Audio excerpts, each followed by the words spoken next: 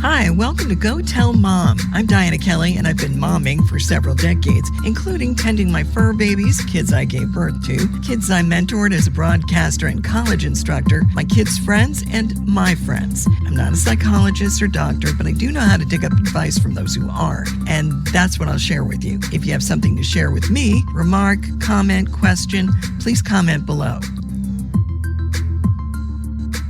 There's always going to be something your kid won't eat. Brussels sprouts, broccoli, squash, liver, doesn't matter. Although I did list the things I hated to eat as a kid. My mom was told by some sadistic pediatrician that she needed to feed us liver at least once a month, so she did. I would cut mine into teeny tiny pieces and smother it in A1 steak sauce and down it with a big glass of milk, trying to avoid having it touch my tongue. Not all kids are willing to go through that to make their parents happy, I just want to point out. But the fact that I'd get paddled if I didn't swallow every bite was an added incentive. My son did not like his food touching each other on the plate. I blame it on the Barney dish that had dividers in it when he was a toddler. When a vegetable leaped over the divider, the whining would start. My daughter went through a phase where Uncrustables PB&J sandwiches were the only things she'd eat. If I actually made a PB&J sandwich for her, she wouldn't eat it, even if I cut off the crust. Sociologists at UCSF Benioff Children's Hospitals say that kids can become picky eaters for a number of reasons. Some are more sensitive to taste, smell, and texture. To this day, my daughter cannot swallow anything with pineapple in it. I loathe the smell of liver and can't swallow anything with meringue because of the way it feels on my tongue. Picky eating habits are more likely to pop up when parents punish, bribe, or reward their kids' eating behaviors. Experts say the goal for feeding a picky eater should be to try new foods and to keep food from starting a battle. So, how do you avoid the war? Offer a variety of foods at mealtime, like a vegetable, fruit, protein, and starch. But don't limit it to your kids' favorite foods. After all, how are they going to know if they like something if they don't try it? Kids can be offered a food up to 15 times before they'll sample it. Keep in mind if your kid fills up on juice or milk, they may be more inclined to turn down the offerings. Nutritionists say you should absolutely not give your kids soda because it provides no nutritional benefit, not to mention it does a number on their teeth. I never bought soda when my kids were little. My mom had us drink milk, so that's what I served my kids, although I did send them to school with juice boxes. I usually drank iced green tea because it was considered healthy. As teens, my kids would drink it too, but we still battled over the dinner menu. KidsEatInColor.com suggests getting children used to eating healthy by giving them a choice. They call it the no-pressure meal. You don't threaten them with no dessert, my mom's tactic, or not being able to go out to play or paddling, my dad's method. You just say, you can eat it when you're ready. No, you do not give them an alternative, my ex-husband's method. You let them stay at the table until everyone's done, and then clear the table, and tell them when the next meal will arrive. One tip, have at least one food they usually like on the table. Nutritionists warn against having the always open fridge or cupboard. The child's less likely to feel hunger if they can always grab a snack, and that makes them less likely to try new foods. So close the kitchen when snack time or mealtime is over. They also suggest giving kids a healthy snack between meals, about every 2 to 4 hours, to improve their eating habits and make them less picky. Where your child eats can also affect how that child eats, according to healthychildren.org. Eat together as a family as often as you can, without distractions like a TV or cell phone on. Serve one meal, not a kid's greatest hits. If they don't like the meal, they have to wait for the next one. Don't pressure them to eat. Let their stomach do that. No, you're not being a horrible parent because you didn't feed your child. Your child just chose not to eat. They will when they're hungry. Try not to tempt your kid to eat a new food or a disliked food by bribing them with treats. And just because a kid turns down a food once doesn't mean you should banish it from your table. Keep offering it to them, along with other new foods. That 15 tries rule applies here. Also, try to make food fun by arranging it in creative ways. I've seen some pretty cool butterfly-shaped finger foods with apple slice wings on celery sticks loaded with peanut butter and dotted with raisins. Think of it like a healthy gingerbread man. Healthychildren.org suggests serving unfamiliar foods or flavors young kids tend to dislike at first, sour and bitter, with familiar foods toddlers naturally prefer, sweet and salty. Pairing broccoli, bitter, with grated cheese, salty, for example, is a great combination for toddler taste buds. Now I'm going to cap this with one frightening suggestion. Bring the kids with you when you grocery shop and hit the fruit and veggie aisle first. Let's face it, it's the most colorful part of the store. Let them pick out their favorites and ask them how they want to cook them. If they're old enough, let them help you prepare them. I was an outside-the-house working mom throughout my kids' childhood, so I didn't always have control of their meals or their menus. But when they were old enough, my community center had a junior chef's camp where kids could learn things like how to saute, braise, fold in ingredients, all the kind of things they would need to know when they were grown. And yes, occasionally they'd offer to cook, but they also tended to complain less about what was for dinner. Dr. Sheri Waltz joining us. And we were talking about picky eaters. Were you a picky eater when you were a kid? You know, I don't remember myself being a picky eater, but my kids, very much picky eaters.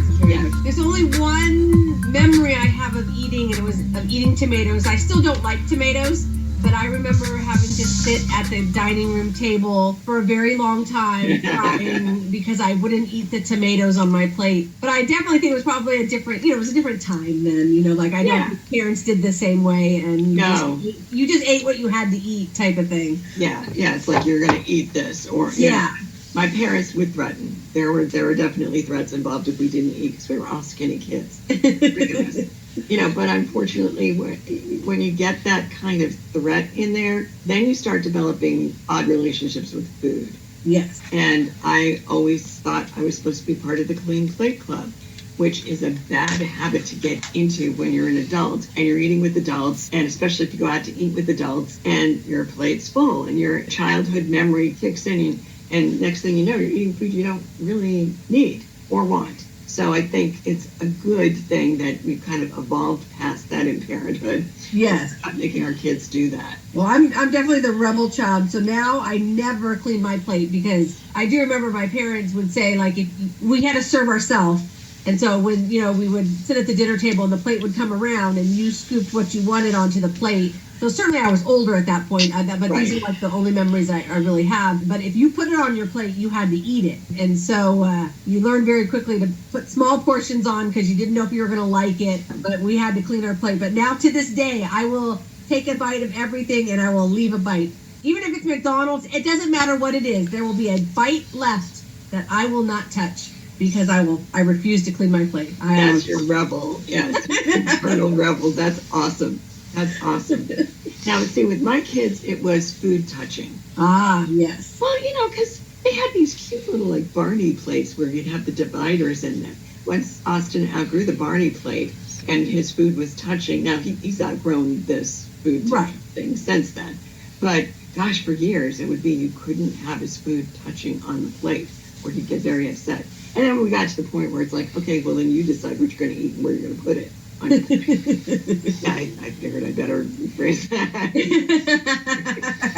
But my daughter, just anything mom cooked was not going to be good. And part of that was we had my ex-husband's brothers living with us for a while at various times. It was like they'd all swap up and they'd be looking after the kids when we were at work. And they all loved fast food. They were all fast food devotees. So if you didn't like what you ate, they'd take you out to McDonald's or something. So the kids were kind of in that mindset with their food. It's like, well, if we don't eat what's on our plate, we'll get something we like.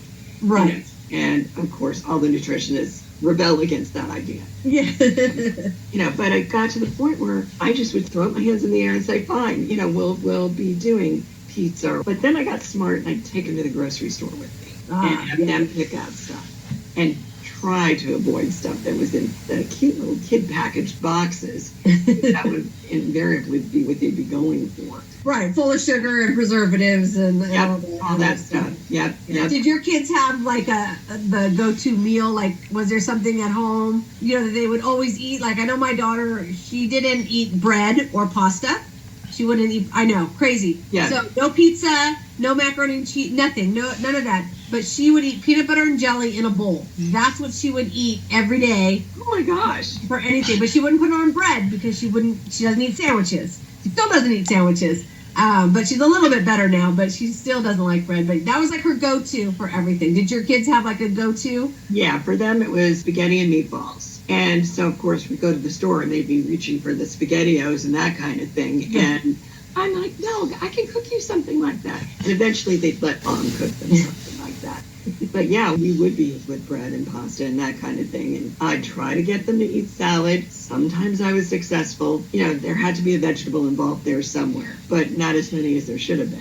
You know? Yeah. My kids were big on juice boxes too. They loved their We never did a lot of juice boxes. At least not that I remember. Probably Capri Suns. Yeah. I'm trying to think. I don't remember buying them, but I'm sure I did, but I don't remember. My oldest daughter, she never, and she still to this day doesn't drink anything but water. So she That's never good for drank her. soda, she never drank milk, she never drank juice. She didn't like any of it. And so I don't know. My youngest kid, she would drink Coke. She used to drink so much soda that for a while there she kept getting these headaches, and we were thinking, oh my God, there's something wrong with her. We didn't know. Like, this is going on for like a whole year. And she'd come home almost every Monday from school with a headache. Sometimes she wouldn't even make it through the day. And then finally we realized it's because she drinks so much soda on the weekend. And then on Mondays, she was going through withdrawal. And she was having like a caffeine headache in the afternoon. But it took us a while. So then we cut it back because I don't drink soda either. And so, I don't either. And so I just never really put two and two together. And then when we scaled back how much soda she can drink. And now she drinks other things besides soda, but it was just, you just didn't think about it. But I don't think we did a lot of juice because Ivy only drank water. But we do milk. I grew up, milk was the preferred beverage. Yeah. Milk was the only beverage Mom would have on the table for us. Right. You'd have cookies and milk and all this. So there was always something that would always tasted better with milk anyway. Dad was the exception. Dad's all grown up. He doesn't need milk. So he could have his Pepsi, and he would be at the end of the table with his Pepsi. Yeah. Growing up, I think we probably drank a lot of milk too. Now I don't drink milk at all. I don't drink it at all. But growing up, probably. I remember a lot of lemonade growing up, like the high C fruit punch, like that type of stuff, and lemonade. I'm sure we had milk, but I don't remember it. I remember more like the total sugary drinks. I remember that growing up. When we hit our teens, Mom would let us drink what we wanted, but usually she always had a big pitcher of iced tea in there, which is not a bad habit to get into. So we'd be drinking a lot of iced tea. And when my kids got older, that's what I'd have. You know, I'd have a big pitcher of iced tea, and usually it was a green tea, because at that point they were telling you how good green tea was. So I always looked for the green tea, iced tea, and that's what I would have for them, so that even though they weren't drinking milk anymore, they would be drinking something that was healthy for them. Yeah. But we had a guy a friend of ours was looking after our kids when they were in their middle school years. And he was a big soda drinker. So he would wind up bringing soda into the house. And without my really realizing it, they were starting to drink soda. And years later, they were like, yeah, we shouldn't have done that. You know, it's not a good habit to get. And my daughter got out of it pretty quickly once she hit high school and realized that soda has calories in it. Yes. And if you're watching your calories, you're not drinking soda. So, yeah. I never was really one for, I'm not really big on a lot of rules. And so I never really had a lot of rules for my kids around food, because I think I personally probably don't have the most healthiest relationship with food. And, so I tried really hard not to, like, there was nothing off limits that they weren't allowed to eat or things like that. But they were really picky when they were young. Yep. And as a working mom, I didn't, like during the school year, like when they were older. So this is probably like when they were 6, 7, 8 years old, what we would do over the summer, because I'd have summers off as a teacher, we would spend the whole summer figuring out recipes that they would eat during the school year. And so they got an allowance, but their allowance was for eating food. And so it was so we would go to the grocery store together, we would plan a menu, they would try something, and then they would have to vote on which meals they wanted. And then when the school year happened, we ate the same meals week after week. Like it was like, so they would agree on which ones they would like. And every week, my kids were allowed one free pass, where if they didn't like what was being served, they could either have peanut butter and jelly in a bowl, or my daughter liked mac and cheese, and they were allowed to do that one meal a week. But you had to eat, I'm a meal planner, so I'd have a list on the fridge. These are the meals we're eating, and they got to pre-pick which meal was going to be their pass. That's a great idea. Yes. Really, that's a great idea. There was a chart, and there was things, and they had to identify which ones they were going to pass on. But it worked out really well. So when they were older, that actually saved me, because when they were younger, it was really hard but when they got older, they could participate in it. And we just spent all 3 months figuring out what they could eat. And then we were just on a rotation for school. And then when we were out of school, then we would travel and we would try different foods and we would look for different recipes and do that. I thought it was kind of fun. And honestly, my kids now eat everything. My kids, they'll try anything. That's great. That's great that they're willing to do that. How did you introduce them to new foods when they were little? So I've always been kind of over the top on things. So like in my house, it's like, you'll have a meal night, so it'll be Mexican food and we'll go all out and you have all the different things that are dealing with Mexican food. And then we talk about the country and we talk about like nonverbal trends in the country, or we'll talk about a movie that we watched that dealt with it or whatever that looks like. And so we always did that, especially in the summer. So in the summer, it was very much a learning experience. And so for me, it was always just try it. And when we would travel, because I've mentioned before that we like to travel, it was always wherever we're going, we're going to try whatever they're known for. So when we go, we go wherever we're going. If we're going to a Greek community, we're going to eat Greek food. My thing always was, if you didn't like it, we will get you something when we're done. So like order whatever you want to try, because if you don't like it, you're not going to starve. We'll stop and get you something later, and right. That really allowed my kids to just explore the menu. So they would just pick things to try because I didn't tell them they had to finish it, right? Because sometimes when you go to a restaurant, especially if you're looking at foods you've never had, you're kind of like, well, what if I don't like it? know? And my thing was, well, if you don't like it, don't eat it. Yeah, that makes sense. And so it but it definitely took them time to get there. I remember many, many years when they were little, and that my youngest, the only thing she ate was peanut butter and jelly in a bowl and Doritos. Literally, that was it. That was it. And for years, and I was just like, I think this kid is gonna die. I don't know what's gonna there is no nutritional value in anything that she's eating. But she came out of it. She's actually probably my most. She probably explores the most now with food. My older daughter, she started eating different foods early, but she's still good too. But they both are. Yeah, my daughter, when she was really little, it was Uncrustables. That was all she would eat. Uncrustables. If I put anything in there like Lunchables with different, cheeses and some meats in there and gave her a piece of fruit, nope. She wanted the Uncrustable. That's all she wanted. Austin, he wouldn't protest. He just wouldn't eat it if he didn't like it. And then I'd find out he was foraging for cookies later. And that was one of the things that we would say, no, desserts are for dessert after dinner when you've finished what you're going to eat of your meal. And we'll leave it at that. So that's probably the one thing I did right. Although the nutritionists I've been researching have said that you shouldn't use dessert as like a reward, that you shouldn't be giving your kids rewards for eating, which I don't know. I mean, if I'm eating something just to fuel myself, it's kind of nice to get a reward every once in a while, but I don't know. Well, I used to pay them. That was their allowance. But technically their allowance was to plan the meal and help me cook the meal. So it wasn't necessarily to eat it, I guess, but that's kind of how we went and did it. But I don't know. We're not a big after dinner dessert family, but I am a big sweet person. So usually for me, like when the kids would come home from school, that's when they would have their dessert. Like it would be their cookies or ice cream or whatever they were looking for. Right. But for the most part for me, and just when after dinner was done, the kitchen was closed. Like you didn't eat anything else. We didn't eat anything else as adults. There was not, Well, that's smart, though, actually. They're saying that that's a good way of doing it, of being kind to your body by just saying, okay, stop eating before 8 o'clock at night. Yeah. Although some days that's kind of hard, depending on what's going on. But yeah. We're an early dinner family. So, and my kids hate it. I eat dinner at 5 o'clock. So do you really? I have all my life. Then I don't eat again. Like the kitchen's closed. We don't eat anything. We don't eat while we're watching TV at night. And my kids always make fun of me. Even like now, they'll be like, oh, they haven't lived at home in 5 years, and they'll call me up and they'll say, oh, it's 7 o'clock. We're gonna go get dinner. I'm like, oh, it's kind of late. They're like, no, Mom, you're the only one who eats early. I think it's just that I get up so early. I'm up and I get up at 6 o'clock. I eat breakfast at 7. I eat lunch at noon. I'm hungry at 5. So I eat dinner.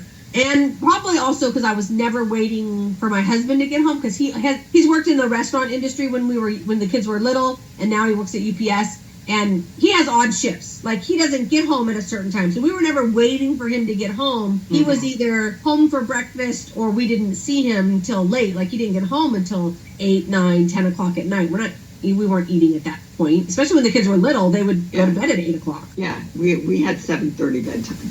Yeah. My mom would occasionally let me stay up and watch Batman. Which is why I got my superheroes thing. We were early to bed, early to rise when we were kids. And my kids, not so much. Well, no, I guess they were. I mean, they'd get up at a decent hour. I wasn't usually with them when they got up in the morning because we did morning drive radio. And so I'd be in at my radio station at like 4:30. So, yeah, I know. It's so nice. You know, people say, you get up at 5 o'clock in the morning to walk your dogs. I'm like, yeah, beats having to be in at work at 4:30. Yeah. But in any case, the various people that would babysit them until they went off to school in the morning would get them up pretty early, around 6-ish. So, and we try to get them in bed early, but every once in a while we'd let them stay up for like a special movie or something that was on TV. Yeah. Now you've got on-demand TV, so you can make your kids go to bed early. I know, that would have been nice growing up. I mean, the VCRs and all that, but that definitely would have been nice. But yeah, when they got into high school, they started eating later. We've never really been a big eat as a family together at dinner. We always ate together for breakfast because at the time my husband would work nights, and so he would get home at 7 and we'd have breakfast together as a family, and then we would all go to work or school and he'd stay home and sleep. And so we always did breakfast together, and then, but not really dinner at the house. Not very, like on the weekends when my husband was home, then we would have dinner together. But during the week, it was kind of like, you know, I cooked the meal, and then they would just, when they got home from band or whatever we're doing, they would read whatever. And that's what happened with my kids too, because they were all into plays and musicals, beginning like in middle school and the beginning of high school, and then my son throughout high school, and my daughter, it was sports the second half of her high school career. She'd be doing lacrosse and cross country, you know. So it was. And then it just got hard to eat together. And I don't know, like, I guess, like, overall, when it came to food in our house, I just never really, I didn't have a lot of rules around it, and I didn't have it wasn't very stressful, especially once we figured out what the kids would eat. It wasn't very stressful, and we just went with that, and it was, I don't know, that was probably the best thing I did, because for a long time, it was very stressful, because I would try to make meals, and then I would try to get them to eat it, and that there was always that rub.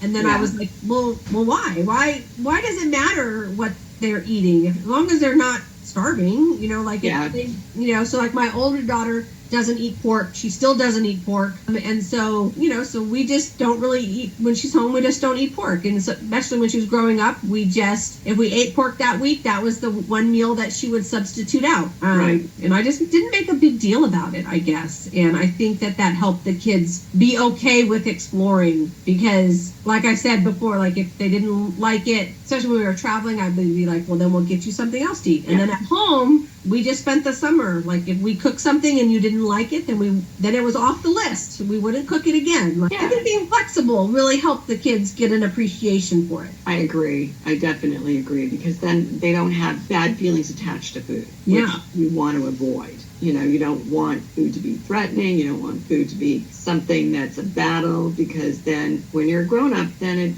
you're still going to carry some of the emotion of that. You don't want food to trigger an emotion in you. Yes. Is what I'm driving at here. Yeah. No, I think so. I think so too. And I think both of my kids, they helped a lot with the cooking. And so I think that also helped. Like, you know, that they would go to the grocery store with me. They would help me in the kitchen. And I've always been one of those once a week cookers. So I do all of our cooking on the weekend. Great. And then we just eat leftovers basically during the week. And then we would eat one meal. When my husband was home, he would barbecue one day a week for us. And that was like our big sit-down meal together as a family. But the rest of the time, you know, so the kids would be home on Saturday or Sunday, when they were little, and we would just cook all the meals together, and then we would just eat them as leftovers all week. But And that's a great bonding thing. And in that case, it makes food a bonding thing. yeah, it was like they would cut the vegetables or they would help with the cooking and, and do all of that. And right now, I would say I'm surprised that they cook less than they do. But I think they're both with people that came from a family of fast food eaters. Yeah. So I think that for them, they're trying to navigate the whole other people's relationships with food. So their significant others came from a family of drive-thrus. We never ate drive-thru. Even though I would tell them always, if you don't eat it, we'll go to drive-thru. But they always liked whatever they ordered at a restaurant or somebody else's plate, right? Maybe they didn't like theirs, but we'd switch or whatever. But growing up, probably because my husband worked in a restaurant, we probably went out to eat maybe once a month, maybe. We were never big eater-outers, and no. I don't like fast food, and so if we ate out, we tried to go to a restaurant, rather than fast food. But I've never been a drive-through person. It's amazing to me that they are eating out more than I thought they would as grown-ups. Yeah. But I think they're being influenced by their significant others. Yeah, and there's not much you can do about that until things settle in with those relationships, and then maybe they'll rub off in a positive way on their significant others. Yeah, maybe. I definitely know my youngest one has, because her soon-to-be husband, again, grew up as a fast food eater and very limited food. He didn't eat a lot. But Lily does. Lily's very adventurous with her food. And in the 2.5 years they've been together, night and day. Night and day from the time that she met him to today. In terms of when we go to restaurants or we go out, he's always willing to try something, because he's just grown so much as an eater just for being with her. Although, again, they don't cook a lot at home, but when they come out with us, he's really willing to try. Yeah, and that's all you can expect kids to do, is to be willing to try. And hopefully that puts them into positive eating habits in the future. Yeah. Hey, thanks for taking time to chew on this subject. And we'll see you next time. Okay, well, we'll see you next time. Dr. Sheri Waltz, thanks for joining us. Hey, thanks for listening to this episode of Go Tell Mom, where we chew on stuff that you talk about with your mom, or maybe not. I'm Dianna Kelly. If there's something you want brought up, something you want to add, comment below, and I'll be back next week.